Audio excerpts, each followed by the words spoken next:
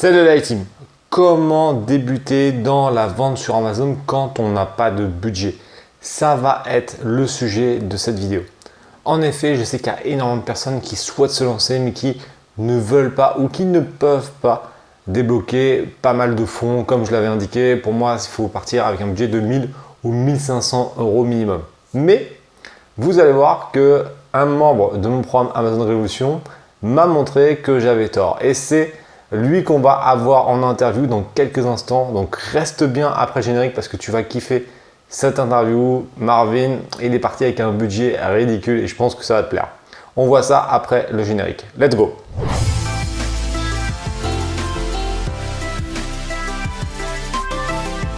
Salut Marvin, ça va?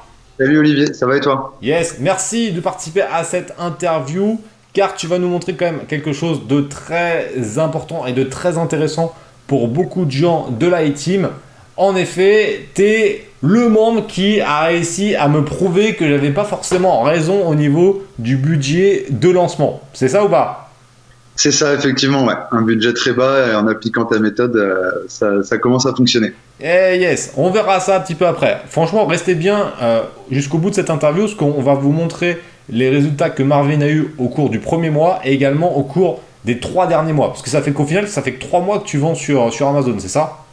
C'est ça, exactement. Ouais. Mon premier produit est arrivé en stock le 7 juillet chez Amazon. De toute façon, on va vous montrer ça en graphique dans quelques instants, donc restez bien. En attendant, est-ce que tu peux te présenter rapidement et nous dire un peu ce que tu fais dans la vie? Je m'appelle Marvin, donc j'ai 26 ans, j'habite en Bretagne et dans la vie de tous les jours, je suis commercial dans l'automobile. Et sinon, je fais du e-commerce et un petit peu d'immobilier aussi à côté. Ah, il se débrouille. Déjà, tu fais pas ton âge, j'ai l'impression que tu avais 18 ans. Mais comme tu avais un enfant, je me suis dit, il est pas si jeune que ça, mais j'ai cru que tu étais beaucoup plus jeune, tu vois. Ouais, je me suis rasé avant la vidéo, c'est pour ça. Ah, d'accord, ça fait toute la différence. Tu travailles chez quel concessionnaire? Chez Volkswagen Utilitaire. Ah, le Volkswagen Utilitaire, ok, d'accord. Et donc, du coup, ok, ça fait combien de temps que tu bosses en tant que commercial? Là, ça fait 3 ans et demi. Et voilà, j'espère que Amazon me permettra d'arrêter rapidement. D'accord, déjà, tu vois, tu fais ton loser. J'espère que. Non, t'espères pas que, ça va le faire forcément. Avec les résultats qu'on va montrer dans quelques minutes, tu vas voir. Et franchement, c'est rarement vu ça, de partir avec aussi peu de budget et faire autant de chiffres aussi rapidement. Moi, j'ai aucun doute. Bon, on y reviendra un petit peu après. Qu'est-ce qui t'a motivé à te lancer dans le e-commerce? Pourquoi tu souhaites pas rester dans salarié? Parce que le salariat aujourd'hui, c'est pas quelque chose qui me parle. Rester sous un néon comme je le fais toute la journée, j'ai 26 ans, me voir là-bas jusqu'à 65 ans et encore avec les âges de la retraite, je sais pas quel âge. Voilà, ça me donne pas du tout envie. Mes parents sont commerçants, mes grands-parents aussi. Depuis tout petit, j'ai envie d'entreprendre et puis de faire autrement et de pouvoir gagner mes sous en faisant ce qui me passionne, la pêche, ma famille, les voyages, voilà tout ça. Ah oui, t'as oublié de préciser que t'étais un pêcheur et que t'étais un pêcheur hauler aussi, tu vois, comme moi, donc on discute souvent de pêche. Et est-ce que t'as le temps là? Est-ce que t'arrives à trouver le temps d'aller à la pêche en tant que salarié ou pas? C'est compliqué, j'y vais le dimanche matin parce que si j'ai pas ma petite session dans la semaine, j'arrive pas à reset le cerveau pour recommencer une nouvelle semaine. Mais voilà, j'essaye de me débrouiller pour avoir 2-3 heures par semaine pour y aller. D'accord, ok, nickel. Donc du coup, tu viens quand même d'une famille de commerçants. Au final, t'as déjà cette fibre-là depuis longtemps. Ouais, mes parents sont restaurateurs, ils ont eu d'autres commerces avant. Mes grands-parents sont dans le commerce aussi. Ouais, on est une lignée de commerçants, donc le e-commerce, ça me parle aussi pour ça. Ouais. Comment ils ont réagi quand tu leur as... Est-ce que déjà tu leur as dit que tu allais te lancer dans le e-commerce ou pas? Ouais, je leur ai dit. Alors après, j'ai une typologie. J'entreprends depuis que j'ai 12-13 ans. J'achète des trucs sur les marchés, je les revends. J'achète des trucs en Chine. J'ai commencé avec les LED Watch il y a une petite dizaine d'années à les revendre à la sortie du bahut. Voilà, depuis tout petit, donc ils savent que je suis destiné à ça depuis des années. Je cherchais juste la bonne formule et Amazon, voilà, m'a paru vraiment correspondre à mes attentes. Ouais. On va y revenir. Et du coup, ouais, donc t'as pas eu trop de freins, toi, au niveau familial là-dessus, de personnes qui t'ont freiné Non, non, pas vraiment. Mes parents sont toujours derrière moi, ma femme aussi. Tu vois, j'ai 26 ans, j'ai deux petits immeubles déjà depuis un an. Donc voilà, ça les a pas surpris quand je leur ai annoncé ça. Ouais, bon, ça c'est cool parce que souvent, je le dis souvent, mais c'est la réalité, c'est que dans ton entourage, tu as quand même beaucoup de freins. Il y a beaucoup de personnes qui sont pas dans le commerce, qui sont pas entrepreneurs et qui freinent souvent les entrepreneurs. Toi, tu as cette chance-là, c'est que tu n'as pas eu ça. Donc déjà, ça c'est quand même un gros plus. C'est clair. Parce que sinon, ça peut vite bloquer les gens. Donc ça, c'est cool. Ça, c'est cool. Et donc, Ouais. du coup, en plus, oui, tu es déjà diversifié puisque tu es déjà aussi un peu dans l'immobilier en parallèle, quoi. Donc, tu as acheté quoi? Deux petits immeubles de rapport, c'est ça? Ouais, c'est ça. En tout, j'ai 7 apparts qui me rapportent aujourd'hui un SMIC de bénéfices, toutes charges déduites. Voilà, c'était, si tu veux, dans ma stratégie long terme, c'était la base de ma pyramide, c'était d'avoir quelque chose de totalement passif, parce que j'ai tout mis en gestion, ça me rapporte mes sous, c'est la base de ma petite pyramide d'investissement, et puis après, le e-commerce va me permettre d'exploser, quoi. Ok, bon, c'est cool. Bon, déjà, c'est bien parce que tu as déjà bien avancé pour ton âge. Déjà, avoir mis ça sur le pilier de l'immobilier, c'est cool. Et donc, du coup, e-commerce, comment c'était venu de te dire je veux me lancer dans le e-commerce, que tu aurais pu te lancer dans un commerce physique comme tes parents? Qu'est-ce qui a fait que tu as préféré la partie e-commerce? Déjà parce que pour moi, Internet, c'est l'avenir. Le mode de consommation de chacun change et évolue. Moi, je suis 2.0, j'achète quasiment tout sur Internet. Que ça soit mes leurres de pêche, mes trucs, voilà, quasiment tout sur Internet. Donc, je sais que c'est l'avenir. Et puis, il y a aussi le fait de pouvoir, voilà, de gagner de l'argent, se réveiller le matin, regarder son seller et voir qu'on a fait des ventes. Je trouve ça juste magique. Donc voilà, quand j'ai vu tes vidéos et que j'ai vu tout ça, j'ai su que c'était un business qui me correspondait. Tu connaissais déjà Amazon avant de voir mes vidéos ou pas? J'avais déjà entendu parler de ça. Je t'avoue que j'ai essayé pas mal le dropshipping. Ça me correspondait pas du tout. C'est peut-être un business viable, mais moi j'ai pas réussi. Et voilà. Donc après tes vidéos m'ont fait dire que c'était vraiment ce qu'il me fallait. C'est toi, le chat, il est de chez toi ou il est chez nous là? Il est chez toi? Ouais, parce que là, ma femme est en train de se lever, on entend un chat, what the fuck? Et on regarde et je fais, mais c'est quoi ce chat là? C'est toi qui as le chat là? Ouais, Ah, d'accord. Ah, mais c'est pas grave, c'est pas grave. Mais je me demandais, on était en train de se dire, mais il est où le chat? D'accord, ok, alors ça vient de chez toi. Et ok, et ouais, donc ça c'est un élément qui est vachement important. Et d'ailleurs, tu le sais, dans le groupe, souvent ils font cette réflexion. Quand tu débutes dans le e-commerce, le truc vraiment kiffant, c'est de se dire, tu vends 24 heures sur 24. Et ça, c'est vraiment cool. Tu arrives le matin, boum, tu as déjà fait des commandes et ça, c'est vraiment cool. Parce qu'on arrive sur des revenus qui sont pas passifs, mais semi-passifs, quoi. C'est-à-dire qu'une fois que tu as mis les trucs en place, et surtout sur la vente sur Amazon, quand tu as l'externalisation de logistique, bah, quand le truc tourne, tu n'as plus vraiment beaucoup de boulot, quoi. Tu as du boulot pour les faire monter, les produits, mais après, c'est vraiment light, quoi, au niveau du taf, quoi. Bah ouais, j'arrive à gérer ça. Je fais 50-60 heures par semaine avec mon boulot et j'arrive à gérer ça en, on va dire, une heure tous les 2-3 jours, quoi. Donc ouais, c'est vraiment bien. Et encore, tu es au début. C'est-à-dire que là, ça va descendre au final au niveau du temps. Parce qu'après, tu vas prendre des automatismes. Là, ça fait que 3 mois. Tu vois, moi, ça fait 10 ans. Moi, les boutiques que je gère, ça me prend 1 heure, à part si je lance un nouveau produit, mais ça me prend 1 heure par semaine, hein. Je fais quasiment rien. Je regarde 10 minutes par jour, je regarde les ventes. Un jour sur deux, je regarde les pubs. Voilà, parce que le truc tourne, on voit si vraiment il y a un souci sur un mot-clé. Et après, voilà, quand tu lances un nouveau produit, effectivement, tu vas remettre un petit coup de boost. Là, avant de commencer l'interview, j'étais en train de parler avec mes fournisseurs. Par exemple, moi j'ai 4 nouveaux produits qui arrivent. Bon, bah voilà, là, je sais que je vais avoir un petit peu de taf, la mise en ligne, après faire monter les produits. Mais ça va me prendre 1 mois, le temps, voilà, peut-être 30 minutes par jour, un peu plus spécifique là-dessus. Mais une fois qu'ils sont montés, après, il n'y a plus grand chose à faire. Il y a toujours des trucs à faire, mais pour que ça tourne déjà bien, t'as pas besoin de forcément pousser beaucoup plus, quoi. C'est ça, ouais. C'est surtout au début, ouais, trouver les produits et c'est ce qui m'a pris le plus de temps pour essayer de pas me gourer, quoi. Ouais, ça c'est le truc vraiment important, surtout quand tu débutes, c'est de faire attention à ça. Comment tu t'organises du coup? Est-ce que tu t'es mis un rituel fixe ou comment tu t'organises toi en fonction de ton taf et de la vente sur Amazon? Alors, avec mon taf, déjà, faut savoir, on va dire, je commence 8 heures le matin jusqu'à 19 heures tous les jours. J'ai mon petit rituel, c'est que le matin, pendant le café, le petit-déj, je réponds à mes fournisseurs sur Alibaba, parce que c'est le créneau où je suis actif et eux aussi. Voilà. Après, je leur réponds jusqu'à midi. J'ai la chance de pouvoir de gérer mon planning au boulot.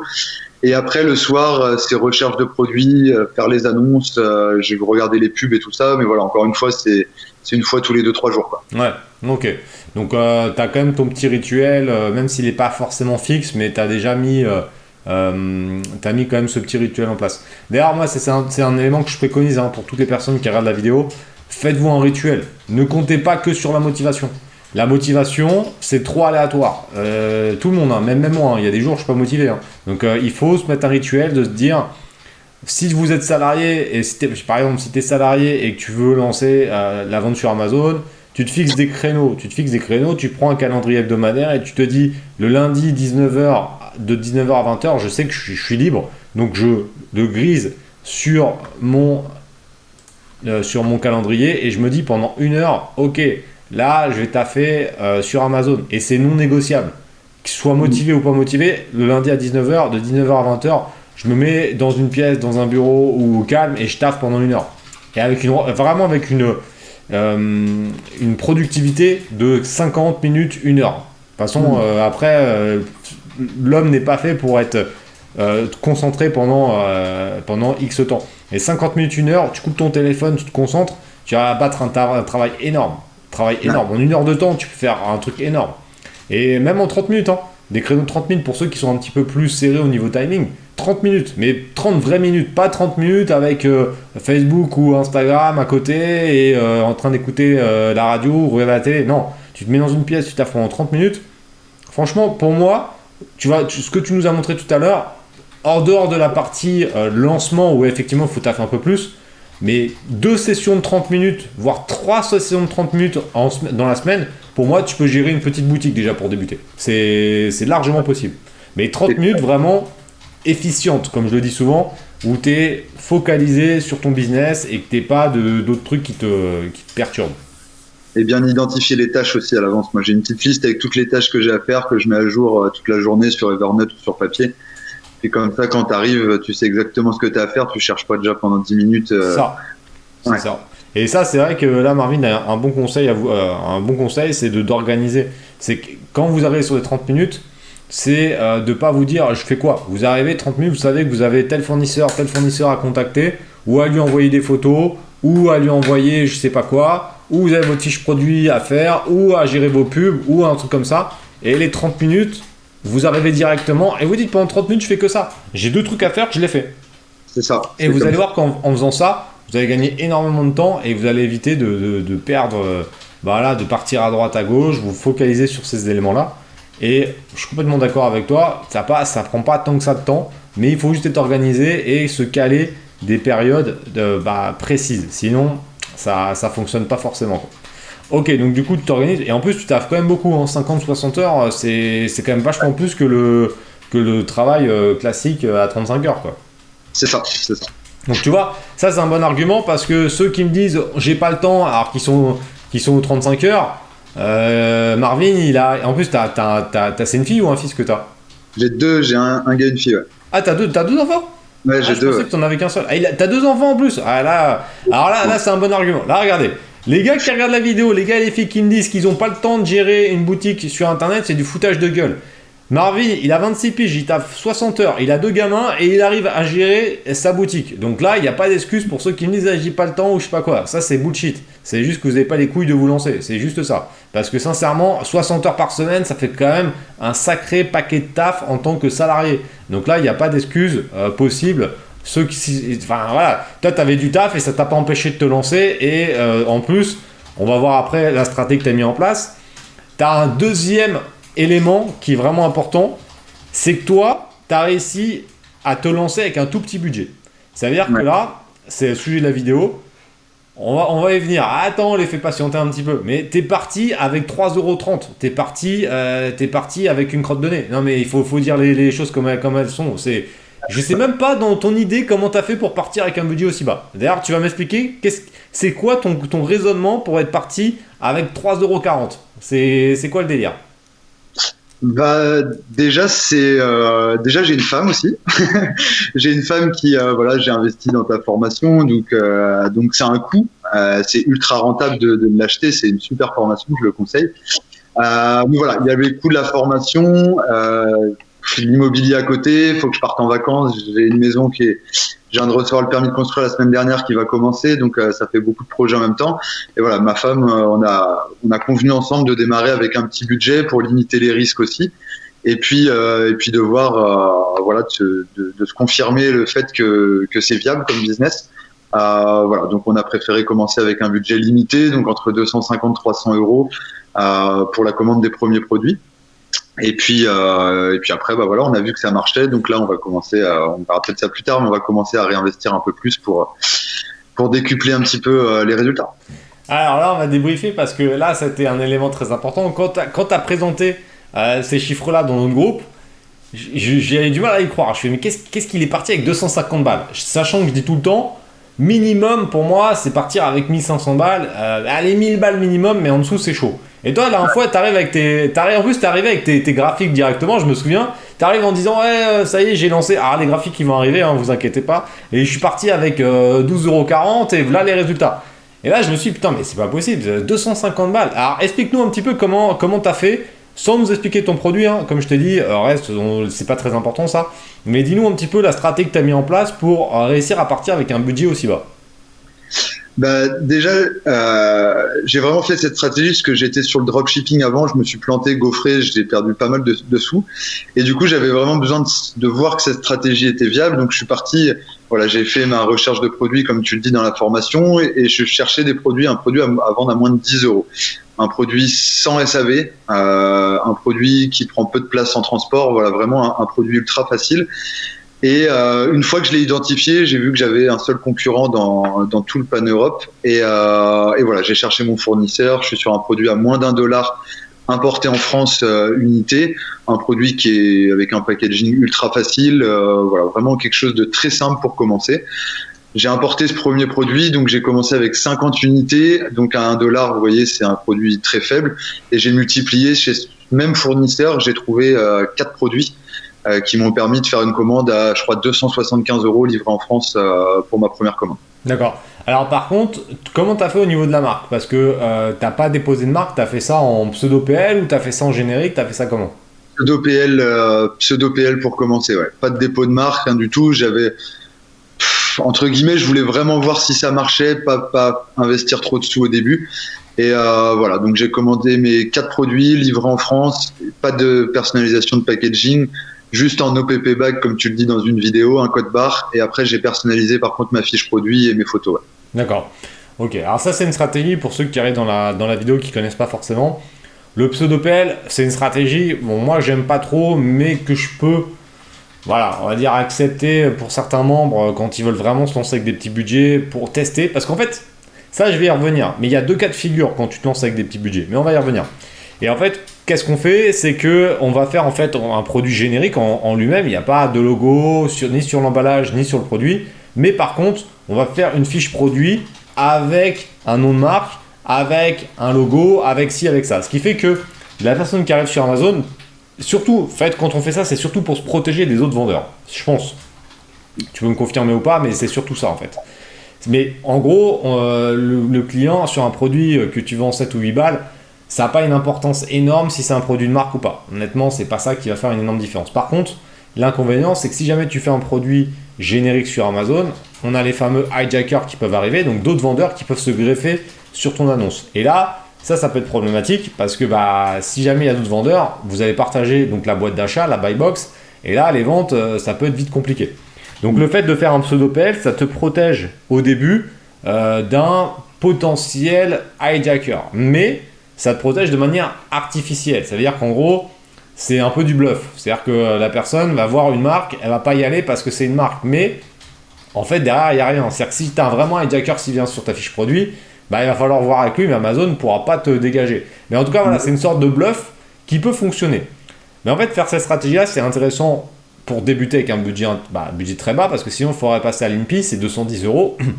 Et tu pars avec une marque. Derrière, il va falloir faire une personnalisation chez ton fournisseur et 50 pièces, c'est chaud. 50 pièces, en général, on est plutôt sur 200 pièces minimum avec une personnalisation. Ou alors, on passe sur un modèle sticker. Chose que j'explique également, c'est que tu prends un emballage générique et tu vas faire un sticker. Tu vas lui envoyer le sticker et eux vont coller le sticker. C'est une technique qui marche plutôt bien sur certains produits et des fois moins. Ça dépend de ton produit, quoi. Ça dépend du type d'emballage. Exemple, alors je n'ai pas montré de produit, mais voilà, tu vois un emballage comme ça. Ça, c'est du très bon emballage pour faire des stickers. Il suffit de faire un sticker comme ça avec ta marque et ça fait un truc très propre. Donc ça, c'est cool. Ça, c'est vraiment cool. Il y a des possibilités vraiment intéressantes de faire ça. Donc, tu as bien fait de débuter avec ça.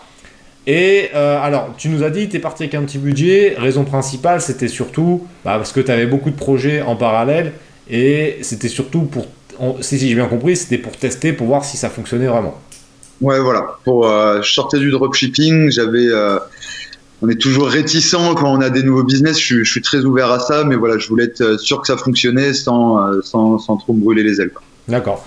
Alors, tu vois, comme moi je commence à le voir, il y a un élément qui est fondamental, c'est que cette peur de se lancer, on la retrouve dans beaucoup de membres. Même, tu peux confirmer. Là, on a dépassé, là au moment où je tourne la vidéo, on a dépassé les 1000 membres dans mon programme Amazon Révolution. Et c'est quand même un facteur que je retrouve chez beaucoup de gens. C'est-à-dire qu'ils achètent le programme, ils sont là et ils ont toutes les informations nécessaires. Parce que franchement, voilà, maintenant, ça commence à savoir que le programme, il est quand même ultra complet. Tu as toutes les informations dedans, mais tu as quand même des gens qui ont du mal à passer le cap de ce premier produit. Ouais. Et souvent, je leur dis, et d'ailleurs je vais le rajouter dans le programme, ça, je vais faire un truc un peu spécifique en prenant un peu cet exemple de petits produits pour débuter.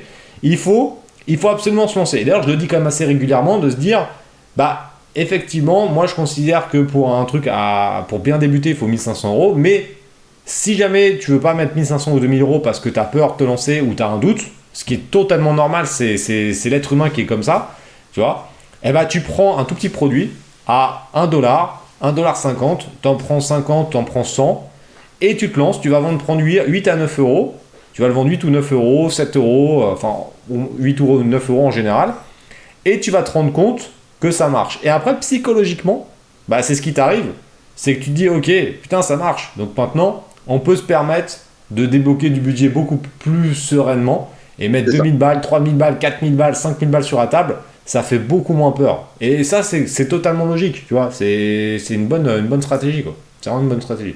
Puis il y a le fonds de roulement, moi c'est que les premiers produits à pas cher, ça me fait quand même un fonds de roulement, ça me fait gagner un peu de sous et ça me permet de commencer à vivre, payer les charges, payer les logiciels à côté, payer tout ça, quoi. Ouais, c'est le fameux effet boule de neige. Voilà, ouais, tu vois, il y a le graphique qui s'affiche. Tu as fait quand même un chiffre d'affaires donc de 440 € le premier mois en étant parti avec 275 €, c'est ça ? C'est ça, ouais, exactement. Donc, tu as fait du x2. Donc, sur ces 440 €, est-ce que tu te souviens combien tu as fait de bénéfice net ou pas ? Sur mon produit à 7,50 €, j'ai 3,25 € de marge nette, toute charge déduite. C'est pas dégueu, hein ? Parce que ça fait quasiment, ça fait du 40% au final de marge. Et franchement, j'ai pas, sur le tout premier produit, on va dire, je suis passé best-seller de ma catégorie au bout de 15 jours. Donc, c'est assez hallucinant. Et en fait, j'ai perdu toutes mes unités. J'avais pas perdu plutôt, mais j'ai vendu toutes mes unités. Je me suis retrouvé en rupture de stock au bout d'à peine 15 jours. J'ai refait une grosse commande derrière. J'ai commandé 100 ou 150 unités que j'ai vendues en à peine 15 jours. Et là, j'ai refait une plus grosse et j'en ai encore une avec 500 unités qui est en cours. D'accord. Et donc, du coup, tu as fait 400 € de chiffre d'affaires le premier mois. Et là, il y a un autre graphique qui s'affiche depuis ton début. Donc là, tu es quasiment à 1700 € de chiffre d'affaires, ou même tu as dépassé un peu les 1700 € de chiffre d'affaires en 3 mois, donc tu vois que c'est assez régulier, toujours avec ce même produit à 7,50 €. Ouais, avec plus de 15 jours ou 3 semaines de rupture de stock, plus Amazon qui avait perdu mon stock quand il arrivait chez lui, quelques galères au début, mais bon, après tout rentre dans l'ordre.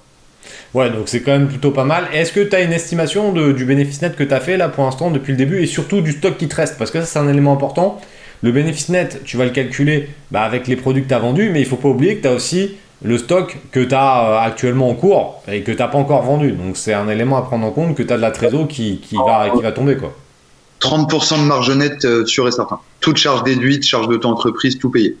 Ça, c'est vachement intéressant. Et vous voyez, là, il y a des trucs à apprendre vraiment de cette vidéo. J'espère que vous l'avez vu, parce qu'elle est vraiment super importante. C'est que déjà, au final, je m'étais planté, on peut partir avec des budgets plus bas. c'est possible. Première chose à se rappeler de cette vidéo. Et deuxième chose, c'est que les petits produits sont des produits très rentables. Et alors moi, je suis bien placé pour en parler. Pendant 9 ans, j'ai vendu de la téléphonie et je vendais des coques un peu comme celle-ci. Vous voyez, c'était des coques intégrales avant-arrière. Ça, c'était des best-sellers. On en vendait vraiment, mais des caisses et des caisses. C'était 200-300 par jour de ces modèles-là en coque intégrale. Et c'est des coques qu'on achetait tout inclus. On devait les acheter 1,50 €, donc avec l'import, etc. Et on les vendait 10 €. Donc tu vois, c'était des marges intéressantes. Et surtout, ce qui est cool, c'est que des petits produits comme ça, qui sont comme dans l'emballage que je vous ai montré précédemment, vous êtes sur des frais d'expédition à 2,11 € en général. Bon, alors au moment où on tourne la vidéo, et même depuis quelques mois, c'est 2,11 €. Et c'est ça qui compte le plus. C'est-à-dire que si jamais tu vends, t'achètes un produit comme toi ou comme moi je faisais 1 €, 1,50 € et que tu vends 10 €, si jamais tu as des frais d'expédition à 2,11 €, donc les frais FBA, et que tu as 7 ou 15% de commission Amazon, moi j'étais en téléphonie, c'était 7%, mais les produits classiques c'est 15%, et ben derrière il te reste quand même de la marge. Par contre, si jamais tu fais un petit produit et qu'il est gros, et que tu tapes 3 ou 4 € de frais FBA, et là tu l'as dans l'os. C'est pour ça que c'est vachement important, quand tu fais des petits produits, de se focaliser sur vraiment des petites tailles. Tu vois, toi j'ai un truc comme ça, tu vois par exemple une clé USB, ça tu sais que dans un emballage comme ça, comme je t'ai montré en OPP bag, c'est 2,11 €. Donc là, tu sais que si tu l'achètes 1,50 €, tu le vends 9 €, 8,99 €, tu sais déjà de tête que tu prends au moins 3 € de bénéfice net. Ça paraît pas beaucoup, mais il faut pas oublier que tu n'as mis qu'1,50 € sur la table. Donc en fait, tu fais du fois, tu récupères 2 fois la mise, donc 3 fois la mise avec le prix de départ. Parce qu'il faut pas oublier que sur un produit comme ça, tu vas récupérer donc 1,50 € le prix d'achat, parce que tu vas le récupérer, plus 3 € de bénéfice net. Ce qui fait qu'au final, tu as investi 1,50 € et tu récupères 4,50 € à la fin. Donc tu fais du x3. Donc tu fais du x3 et que c'est un produit qui se vend bien, bah mine de, ta boule de neige, elle part petite, mais elle grossit quand même vite. Et c'est ça qui est vachement intéressant en partant avec des petits produits, c'est que c'est quand même des produits qui sont très rentables. Alors effectivement, la valeur que tu récupères sur chaque produit, c'est 2, 3, 4 €, c'est pas énorme, mais t'as pas misé beaucoup. Donc au bout d'un moment, tu peux pas miser 1 € et récupérer 100 €, tu vois. Donc c'est vachement intéressant de faire du x2 ou du x3. Et surtout quand tu débutes auto-entrepreneur, bah, c'est le meilleur moyen de débuter. C'est-à-dire que c'est pas très rentable de partir sur des produits à 30-40 € quand tu es auto-entrepreneur. Par contre, sur des petits produits, bah là ça devient intéressant parce que tu peux commencer à te faire une trésor. Tu payes pas forcément énormément parce que tu fais pas un chiffre d'affaires de malade, mais tu fais des bons bénéfices. Et après, une fois que tu commences à arriver aux alentours de 70-80 000 € de chiffre, bah là il faut mieux passer en société. Mais au final, tu vois le graphique que tu nous as montré, donc 1700 €, sachant que tu as fait une rupture d'un mois, c'est ça, donc en gros tu as vendu pendant 2 mois. Donc tu es à 1 000 € par mois avec un petit produit comme ça a monté crescendo. Bah, tu sais qu'à la fin de l'année, tu vas déjà faire un chiffre d'affaires qui va être pas dégueulasse. En étant parti avec si peu, ça va être entre 50 et 100 000 € de chiffre d'affaires. Donc c'est quand même pas mal, quoi. J'espère. Et puis c'est un produit en plus où il y a une petite saisonnalité quand même, et la saison commence maintenant. Ah, c'est cool. Donc c'est vachement intéressant de partir là-dessus. Est-ce que tu as des conseils, est-ce que tu as 2-3 conseils pour les personnes qui vont regarder cette vidéo, qui ont envie de lancer un business et qui ont des freins, tu vois. Parce que là, c'est que des freins psychologiques, hein. Majoritairement, c'est des freins psychologiques. Est-ce que tu as 2-3 conseils à leur donner? Bah, déjà, j'aurais un conseil, c'est de pas trop... faut s'attarder sur le produit, chercher, mais tous les produits se vendent sur Amazon. Franchement, ce produit-là, pour la petite anecdote, j'ai commandé donc 3-4 produits pour ma première commande, et normalement, c'était un produit additionnel. Et quand j'ai reçu mon produit, je me suis rendu compte que je m'étais, entre guillemets, gaufré, c'est que ce produit-là était déjà intégré dans mon autre produit. Et du coup, je l'ai mis à vendre de ce côté-là. Franchement, au début, j'y croyais pas. Je me suis dit, putain, j'ai perdu, entre guillemets, 50 balles. Et au final, je me rends compte que c'est le produit, un des seuls produits qui se vend vraiment bien que j'ai dans ma petite gamme. Et voilà, donc pas trop s'attarder, pas chercher trop compliqué. Tout se vend sur Amazon. Et puis, pas chercher à vouloir faire 10, 15, 20 balles de bénéfices par produit pour commencer. Dans tous les cas, la stratégie est la même, la mise en place est la même, créer l'annonce, tout ça, c'est exactement pareil. Et voilà, même avec un produit à vendre 7,50 €, on arrive à faire du chiffre, quoi. Ok. Et au niveau de l'état d'esprit, est-ce que tu as un conseil à donner à à des personnes qui ont des blocages plutôt côté psychologique? Ça marche, faut y aller, faut se lancer, c'est comme tout. Ça marche. Après, faut appliquer la méthode. Voilà, j'ai essayé d'appliquer des méthodes dans le dropshipping qui marchent pas. Ta méthode, c'est pas pour faire le lèche ou autre, mais ta méthode, elle fonctionne. J'ai tout appliqué de A à Z. Je me suis fait mon petit cahier avec les choses à faire, les trucs à suivre en regardant ta formation. Et puis quand tu appliques tout de A à Z, ça fonctionne. Voilà, les ventes au bout de 2-3 jours après les premiers avis mis sur Amazon, les ventes ont commencé à débouler toutes seules. Allemagne, Italie, surtout Allemagne, Italie, Espagne, Angleterre, pas trop, mais ça arrive de partout. C'est assez hallucinant de voir que tu fais des ventes d'un petit produit en Allemagne. Au début, ça fait, c'est excitant, quoi. Tu vois ça arriver sur ton seller, t'es content, quoi. Mais faut y aller, se lancer, et puis ça fonctionne, ouais. Bon, nickel. Après, il n'y a pas de miracle. C'est-à-dire que la méthode, elle est pas, c'est pas une potion magique, hein. C'est tellement logique. Je l'ai déjà dit dans tellement de vidéos. Mais on prend des produits qui fonctionnent déjà bien. C'est-à-dire qu'on ne part pas sur des produits innovants qu'on n'a jamais vus sur un marché. Donc non. Déjà, on part sur un produit qui fonctionne, donc qui se vend. On va voir comment on peut l'améliorer. Mais au final, l'amélioration, elle peut être, c'est pas forcément sur le produit, mais ça va être surtout sur la qualité de l'offre, ça peut être sur le SAV, ça peut être sur la compréhension du produit. C'est pas forcément de changer le produit en lui-même. Surtout qu'avec des petites commandes, vous ne pourrez pas le faire, ça. Mais il y a plein de moyens d'améliorer. Et il faut savoir un truc.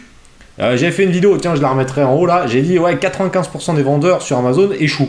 Et j'ai souvent des mails qui me disent, ouais, mais t'as dit ça, donc ça fait peur aux gens. Mais en fait, il ne faut pas le prendre comme ça. Les 95% qui échouent, ils ne se forment pas. Ils ne se forment pas. Les gars sont mauvais. 95% des vendeurs sur Amazon sont mauvais. Mais il suffit d'aller voir sur Amazon des fiches produits, vous allez voir que c'est de la merde. Il y a le titre, il fait 3 mots. La description, ils mettent... je prends l'exemple des Polo Phoenix. Si je suis mauvais, je vais mettre Polo Homme. Polo Homme taille L. Tu vois, en titre, je vais mettre ça. Et en description, je vais mettre coton 100%. 100% coton. Taille, je sais pas quoi. Taille cintrée. On s'en branle de ça. Les gens, ils achètent pas parce que c'est ça, tu vois. Ils mettent que des caractéristiques. Et des photos. Limite, tu fais faire une photo avec la caméra. Là, je fais une photo dégueulasse. Bah, forcément, ça peut pas se vendre. Si tu fais le même produit comme ça, eh ben, tu vas mettre déjà un titre avec les 200 caractères pour qu'ils soient optimisés. Tu vas faire des bullet points où tu vas montrer les bénéfices. Tu vas vraiment donner envie de vendre. Il y a des techniques. Et les photos, c'est pareil. Tu vas te faire chier à aller prendre. Il va falloir investir un petit peu sur des photos. Peut-être aller prendre des modèles. Moi, ça va. J'ai la taille mannequin. Je peux le faire. Tu vois. Mais tu peux prendre un mannequin. Tu peux prendre des trucs. Tu fais des mises en situation. Ok, c'est un budget. Mais tout dépend de l'objectif que tu vas avoir. Et ça, c'est un élément important. Tout dépend des objectifs. Toi, c'est quoi au final ton objectif dans 1 an, 3 ans et 5 ans? Parce que je ne t'ai pas posé la question, mais c'est quoi tes objectifs?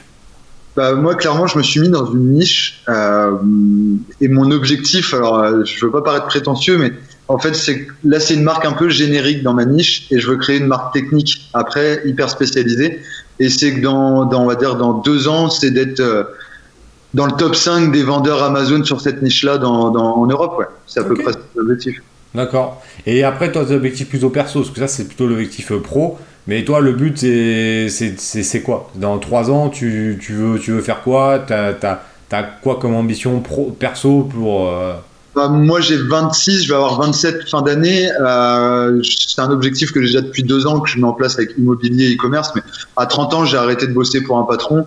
Et voilà, je suis entrepreneur, je suis libre, je peux aller à la pêche tous les matins si j'ai envie d'aller à la pêche. Et puis voilà, c'est vraiment ça l'objectif. Mais ouais, comme tu as dit tout à l'heure, je vais pas avoir un mental de loser, ça sera ça dans 3 ans. Et puis voilà. Et évoluer aussi personnellement dans le mindset et faire du caritatif, faire des choses comme ça, c'est vraiment quelque chose qui me plaît. Ouais, ok. Après, c'était pas méchant, je disais ça, mais c'est juste... C'est vraiment le mindset que j'ai aussi dans la vie de tous les jours. Ouais. Mais tu vois, c'est un élément qui est fondamental. C'est tout est dans. Tu sais, j'ai envie de te dire, si tu te fais pas confiance, personne le fera. Et il y a une question de cadre, ce qu'on appelle le frame. Et le frame, c'est vachement important d'avoir un cadre puissant. C'est que déjà, si tu es sûr de toi, autour de toi, tu vas avoir un aura où les gens auront déjà beaucoup plus confiance. Je te prends un exemple. C'est comme si moi j'arrivais, je faisais mes vidéos YouTube et je disais, mon programme, c'est pas mal, mais j'ai un doute et tout sur la qualité des trucs. Mais putain, j'en vendrais zéro. Il y a personne qui prendrait. D'arriver là, je dis, je pose mes couilles sur la table, je dis, les gars, c'est le meilleur au monde. Et en plus, c'est pas faux. Donc, tu vois, c'est le numéro 1 francophone. Le truc, c'est de la bombe. Et le truc marche. Déjà, si t'es déjà convaincu de ton truc, bah déjà c'est beaucoup plus facile, tu vois. Et Ouais. ça marche, ça c'est l'exemple que je donne parce que tout le monde comprend. Mais dans ta vie, si tu dis j'espère que, déjà le j'espère que, c'est-à-dire que t'es pas sûr. Si tu Ouais. dis ouais non, dans 3 ans j'ai quitté mon taf, j'ai fait ci, j'ai fait ça, tous les jours, je te donne un petit conseil, un truc qui est vachement bien pour la projection. C'est tous les jours, quand tu vas faire caca, par exemple, tu te poses sur les toilettes et tu te dis, ouais, il me reste dans 2 ans, j'ai quitté mon taf, dans 2 ans, je suis libre financièrement, ou dans 1 an, ou dans 6 mois, chacun son objectif. Moi, j'ai fait ça à chaque fois. À chaque fois que j'ai lancé un projet, que j'ai fait un truc, je me répète tous les jours que ça va arriver, que ça va arriver, ça va arriver. Et tu es tellement certain après que ça va arriver, bah, que le jour où ça arrive, c'est normal, tu vois. Ouais. Et ça marche aussi pour le sport. Quand j'ai préparé mon Ironman, tous les jours, pendant pratiquement 1 an, je voyais, en fait, je me visualisais en train de franchir la ligne.